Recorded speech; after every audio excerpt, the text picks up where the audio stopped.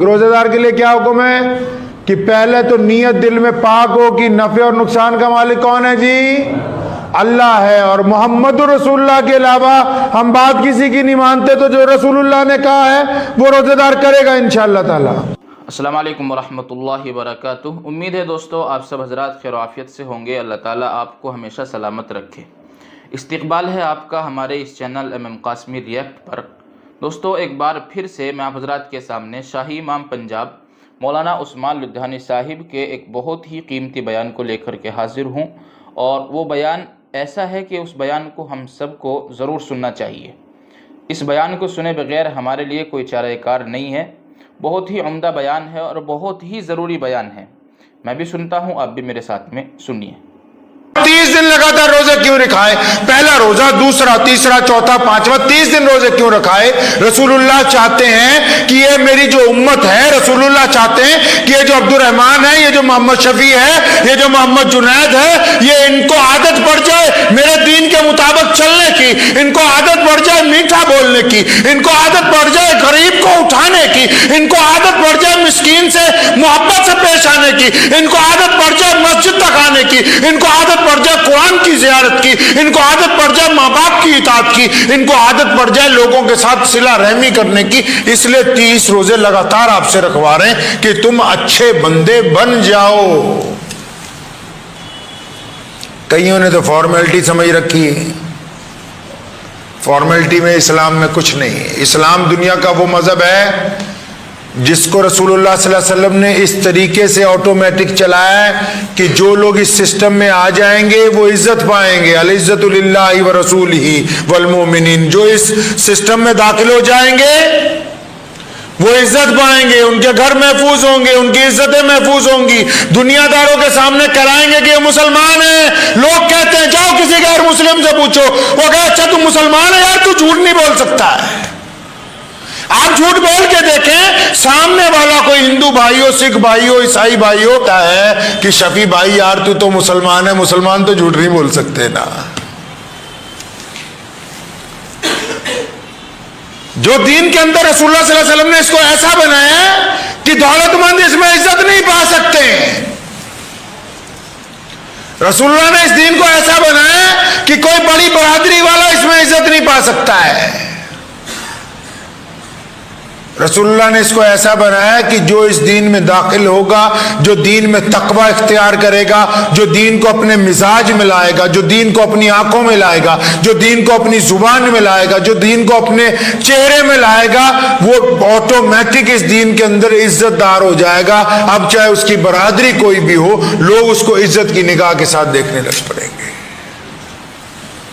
سیدنا بلال کون ہے؟ گو رضی اللہ تعالیٰ، غلام ہے نا، حبشی ہے نا، کالے ہیں نا، مکے کے لوگ ان کو اندر داخل نہیں ہونا چاہتے، لیکن آج ہم جیسے کروڑوں مسلمان یہ چاہتے ہیں کہ اللہ اگر حشر کے میدان میں سیدنا بلال کے قدموں کی دھول ہمیں مل جائے اور ہم اسی کے نقش قدم پر چلتے ہوئے جنت میں پہنچ جائے تو ہمارے لیے بہت بڑی عزت کی بات ہوگی کہ سیدنا بلال کی وجہ سے ہمیں جنت مل جائے۔ تو عزت کس نے دے دی؟ کیا چودراہٹ نے دے دی؟ کیا سرمایہ داری نے عزت دے دی؟ کیا بادشاہی نے عزت دے دی؟ نہیں، عزت تو محمد رسول اللہ صلی اللہ علیہ وسلم کے دین کے اندر ہے۔ سیدنا بلال نے اس کو اپنے نس نس میں بسا لیا۔ آج دنیا کے بڑے بڑے گھرانے، بڑے بڑے مسلمان سیدنا بلال رضی اللہ تعالیٰ عنہ کا نام لینا اپنے لیے عزت کی بات سمجھتے ہیں۔ ان کا نام لینا ہم اپنے لیے عزت کی بات سمجھتے ہیں۔ جن کو ابو جہل کہتا تھا یہ غلام ہے، جن کو امیہ مارتا تھا، جن کو عتبہ کہتا تھا اس کی ذات برادری بڑی نیچی ہے، جن کو ابو لہب کہتا تھا یہ کالا ہے، آج ان کا نام لینا مسلمانوں کے بڑے سے لے کر چھوٹے لوگ تک، مسلمانوں کے شیخ الحدیثوں سے لے کے حرم کے امام تک، آج بلال رضی اللہ تعالیٰ عنہ کے روضے پہ کھڑا ہو کے سلام پیش کرنا اپنے لیے عزت کی بات سمجھتے ہیں۔ تو پتہ لگا کہ عزت تب ملے گی جب آپ محمد رسول اللہ صلی اللہ علیہ وسلم کے سسٹم میں۔ اس بات کو سمجھیے اطمینان سے کہ روزہ انقلابی عبادت ہے، یہ ہمارے میں تبدیلی چاہتا ہے۔ روزہ ہم میں تبدیلی چاہتا ہے میرے بھائی۔ اگر روزہ رکھ کے تبدیلی نہیں آ رہی، وہ روزے دار جھوٹ بول کے دے گا؟ یہ ممکن نہیں ہے۔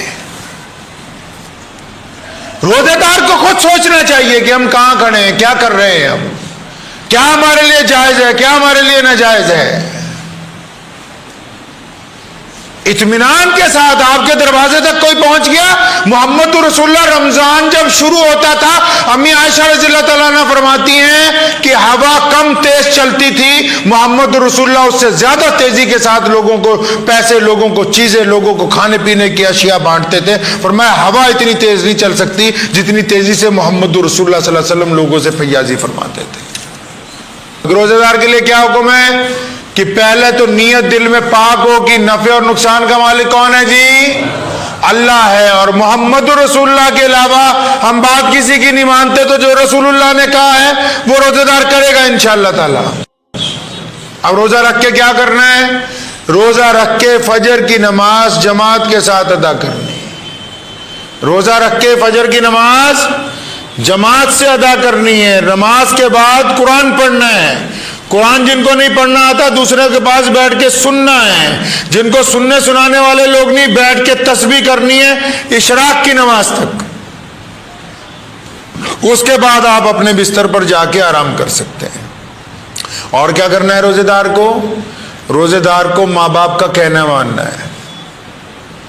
اگر وہ آپ سے ناراض ہیں تو روزہ رکھنے سے پہلے ان سے معافی مانگنی۔ ماں باپ اگر ناراض ہیں روزہ نہیں ہوگا۔ ہدیہ دے کے کسی مولوی سے کروا لینا ہوگا نہیں۔ ماں باپ سے معافی مانگنی ہے۔ سکے بھائی بہنوں کے ساتھ تعلقات استوار کرنے، نہیں مانتے تو ان کے لیے 5 نمازوں میں خیر کی دعا کرنی ہے۔ نہیں مانتے تو ان کے لیے 5 نمازوں میں خیر کی دعا کرنی ہے۔ پڑوسی جو ہے اگر وہ غیر مسلم بھی ہو، سن لو روزے داروں کان کھول کے، پڑوسی اگر غیر مسلم ہے، غریب ہے، اس کے گھر میں کھانے کے لیے نہیں ہے تو آپ قورمے بریانی سے روزہ نہیں کھول سکتے۔ اگر پڑوسی بہت مجبور ہے، بہت زیادہ مستحق ہے آپ کی مدد کا، تو سکے بھائی سے پہلے ہمیں اپنے پڑوسی کی مدد کرنی ہے۔ جو خود کھائیں گے وہ اپنے پڑوسی کو کھانے کے لیے دیں گے انشاءاللہ تعالی۔ اور جو لوگ ہم سے ڈرتے ہیں، ہم سے مراد اس بندے سے کہ یار یہ بات کرے گا تو گالی دے دے گا، یہ بات کرے گا تو بے عزتی کر دے گا، تو انہیں ان لوگوں سے اظہار محبت کرنا ہے۔ ان لوگوں سے اظہار محبت کرنا ہے جو آپ سے ڈرتے ہوں اس وجہ سے کہ یہ بے عزتی کر دیتا ہے۔ ان کو بھی تو پتہ لگے نا کہ اس نے روزہ رکھا ہے، اس کے مزاج میں تبدیلی آئی۔ ان کے بھی تو پتہ لگے کہ بندے نے روزہ رکھ لیا آج۔ اس کے بعد کیا کرنا ہے کہ ان آنکھوں کو جھکنا سکھانا ہے کسی کی بیٹی کی طرف جب آپ سڑک پہ چلتے ہیں۔ اور آج کا دور ایسا دور ہے کہ کئی ماں باپ کی تو عزت غیرت سب مر گئی، چاہے وہ مسلمان ہو یا غیر مسلم ہو۔ آج کے دور میں کئیوں کی تو عزت غیرت ایسے مر گئی کہ بہن بیٹیاں بدترین گندا لباس پہن کے بھی اگر سڑک پہ ہوں تو ان کے ماں باپ کو غصہ نہیں آتا ہے۔ میں تو حیران ہوں، وہ کہتے ہیں کہ میاں بیوی دونوں مہذب ہیں، اب ان کو غصہ نہیں آتا کیونکہ انہیں پردہ نہیں آتا، انہیں غصہ نہیں آتا۔ کسی شاعر نے کہا تھا خدا کے فضل سے میاں بیوی دونوں مہذب ہیں، انہیں پردہ نہیں آتا، انہیں غصہ نہیں آتا۔ تو خیر اسلام نے یہ کہا کہ عورتوں کو پردہ کرو، لیکن ان سے پہلے مردوں کو کہا، عورتوں سے پہلے مردوں کو کہا کہ اپنی نگاہیں نیچی کر لو۔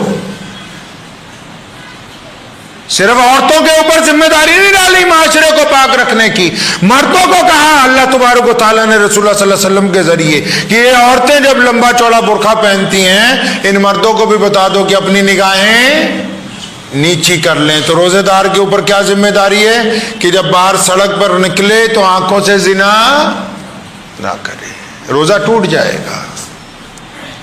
سڑک پر کوئی غریب ٹکر گیا، وہ آپ کے آگے ہاتھ پھیلا رہا ہے اللہ کے لیے، تو اس کو خالی نہ لوٹائیں، اپنی ہمت کے مطابق اس کو پیسے دیں۔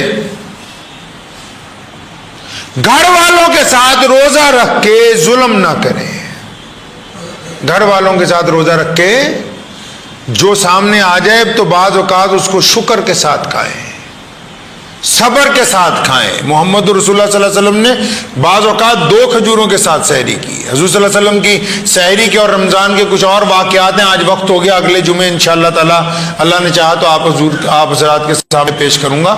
لیکن جب کوئی بندہ آپ کے پاس آ جائے تو اس کو خالی نہ، اگر نہیں دے سکتے تو ڈانٹے نہیں۔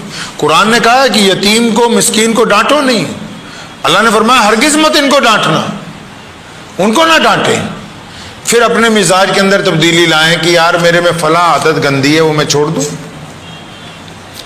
اگر آپ کچھ ایسا کریں گے تو یہ روزہ قبول ہو جائے گا، کریں گے انشاءاللہ تعالی۔ یہ تو ہمیں پتہ ہے نا جی اپنے اندر، کئی مولوی کے پاس آ جاتے جی ایسا ہوا تھا، یہ حلق سے پانی نیچے اتر گیا تھا، روزہ ٹوٹا تو نہیں ٹوٹا۔ یہ نہیں کہتے کہ جی فلاں کی بیوی سے ناجائز تعلقات تھے، میرا روزہ ٹوٹ گیا کہ نہیں ٹوٹا۔ کہ جی دکان پہ 200 روپے ناجائز کسی گراہک سے لے لیے، روزہ ٹوٹا کہ نہیں ٹوٹا۔ اس جو اللہ نے یہ میٹر لگایا ہر بندے کے دل میں، کہاں؟ یہاں چھاتی میں لگایا ہے۔ اگر ضمیر زندہ ہے تو آپ خوشی منائیں کہ آپ کلمہ لا الہ الا اللہ محمد الرسول اللہ پڑھنے والے ہیں، اگر ضمیر زندہ ہے۔ اور اگر یہ مر گیا ہے تو اسے رمضان میں زندہ کر لیں۔ کسی کو گولیاں کھانے سے طبیعت ٹھیک نہیں نہ ہوتی، ڈاکٹر کے پاس جاتے ہیں نا، وہ بار بار گولیاں دیتا ہے، طبیعت ٹھیک نہیں ہوتی، پھر وہ کہتا ہے کہ ٹیکہ لگا کے دیکھ لو شاید ٹھیک ہو جائے گی، تو ٹیکہ لگانے سے بھی طبیعت ٹھیک نہیں ہوتی، پھر گلوکوز لگا کے آپریشن کرتا ہے۔ تو یہ وہی مہینہ ہے کہ جن کی طبیعتیں ابھی تک ٹھیک نہیں نہ ہوئی ہیں، 2-4 بڑوں کی باتیں سن کے طبیعتیں ابھی تک ٹھیک نہیں ہوئی نماز پڑھنے کے باوجود، طبیعتیں ابھی تک ٹھیک نہیں ہوئی تسبیحاں کرنے کے باوجود، یہ انقلابی مہینہ ہے، یہ طبیعت ٹھیک کر دے گا 100%۔ یہ 100% آپ کی طبیعت ٹھیک کر دے گا انشاءاللہ تعالی۔ اپنی طبیعت کو ٹھیک کریں گے جی انشاءاللہ۔ اپنی ان عادتوں کو بدلیں جن کی وجہ سے لوگ آپ سے دکھی ہیں، اس عادت کو بدلیں جس کی وجہ سے ماں باپ آپ سے دکھی ہیں، اس عادت کو بدلیں جس کی وجہ سے آپ کی بیوی آپ سے تکلیف محسوس کرتی ہے، اس عادت کو بدلیں جس کی وجہ سے آپ کے پڑوسی آپ سے دکھ محسوس کرتے ہیں، ان عادتوں کو بدلو جس کی وجہ سے لوگ آپ سے دور ہیں۔ اور اللہ نے کہا کہ اے موسیٰ یہ بندے میرا کنبہ ہیں، اور رسول اللہ نے کہا کہ ان بندوں سے اللہ 70 ماہوں سے زیادہ پیار کرتا ہے، اور اگر کسی بندے کو اللہ کو راضی کرنا ہے تو اللہ کے بندوں کے ساتھ محبت کرنا شروع کر دے تو اللہ آپ سے راضی ہو جائے گا۔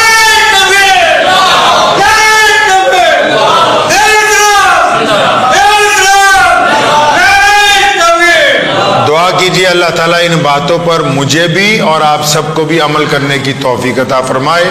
وآخر دعوانا ان الحمدللہ رب العالمین۔